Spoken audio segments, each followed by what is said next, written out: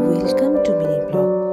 আমার আজকের রেসিপি কলকাতা স্টাইলের ভেটকি মাছের ফিশ ফ্রাই। আসুন দেখে নি তবে কেমন হয়েছে? অসাধারণ,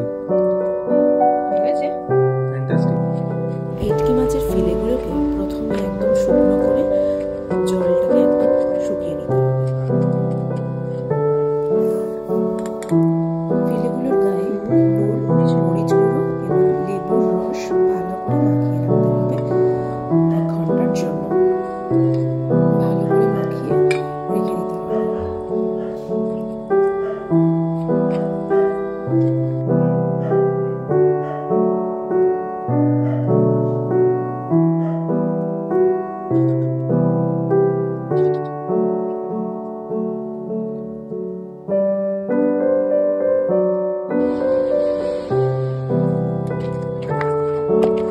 মিশ্রণ তৈরি করে নিতে হবে। তো মিক্সির মধ্যে আদা, রসুন, কাঁচা লঙ্কা এবং ধনেপাতার মিশ্রণটি মাছের গায়ে ভালো করে ম্যারিনেশন করে রাখতে হবে।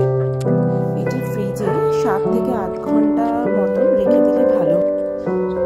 এবং 2 চামচ রিফাইন্ড অয়েল দিয়ে ফ্রিজ থেকে বার করে এটাকে ডিমের ব্যাটার, ব্রেড ক্রাম, আমি প্যানকো ব্রেড ক্রাম নিয়েছি এখানে। আপনারা চাইলে এমনি নর্মাল বিস্কুটের গুঁড়ো আপনারা ইউজ করতে পারেন। ডবল কোট করে নিতে হবে। আবার ডিমের ব্যাটারে চুবিয়ে আমি প্যানকো ব্রেড ক্রামে হাতের সাহায্যে ওটাকে কাটলেটের শেপ দিতে হবে। ফিশ ফ্রাইয়ের মতন করে বানিয়ে নিতে হবে। তারপর কড়াতে তেল গরম করে রিফাইন্ড অয়েল নিয়েছি আমি এখানে, সানফ্লাওয়ার অয়েল। আপনারা চাইলে অন্য যে কোনো রিফাইন্ড অয়েল নিতে পারেন। একে একে করে ভাজতে হবে। ছাকা তেলে এটা ভেজে নিয়ে একটা একটা করে লাল লাল করে ভেজে নিতে হবে।